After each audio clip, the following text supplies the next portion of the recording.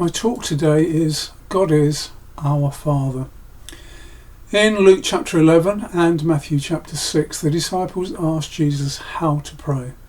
He replied, "When you pray, go to your room, close the door, pray to your Father who is unseen. And then your Father who sees what is done in secret will reward you. And when you pray, do not keep babbling like the pagans, for they think they will be heard because of their many words. Don't be like them, for your Father knows what you need before you even ask him. This is how you should pray. Our Father in heaven, hallowed be your name."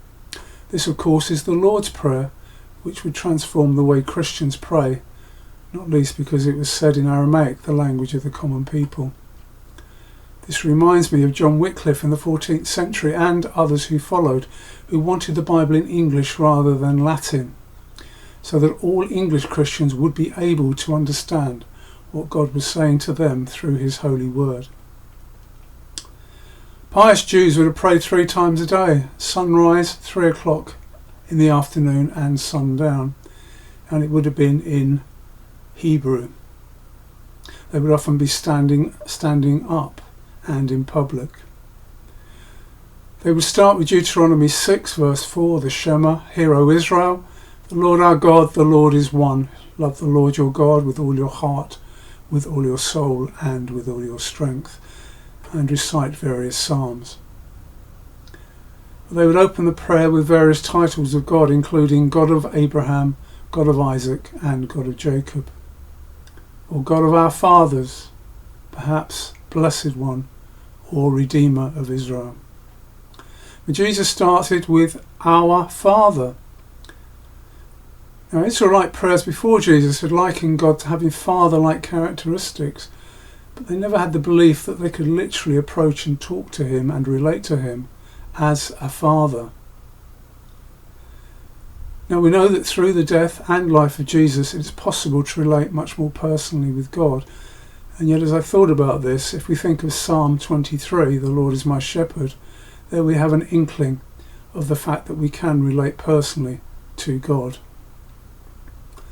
The Aramaic word for father is, of course, Abba. Kenneth E. Bailey said most Jews would have found it awkward and perhaps impious to address God simply as Abba. Some sections of the church in recent years have, in my opinion, hijacked this word and implied that its main meaning is a child calling out, "Daddy, Daddy, Daddy."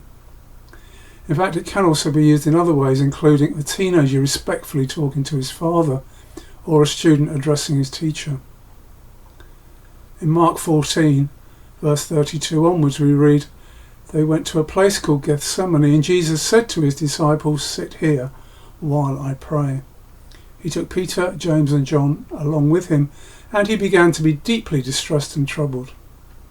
'My soul is overwhelmed with sorrow to the point of death,' he said. 'Stay here, keep watch.' Going a little further, he fell upon the ground and prayed that, if possible, the hour might pass from him. 'Abba, Father,' he said, 'everything is possible for you. Take this cup from me, yet not as I will, but what you will.'" This is surely the supreme example of calling God Father with respect and faith, not demanding but requesting. God is holy and ruler of the universe, but also through Jesus has told us he is approachable as a good, caring and loving Father. While I was doing this, I was reminded of 2 contrasting types of prayer meeting over the years I've attended.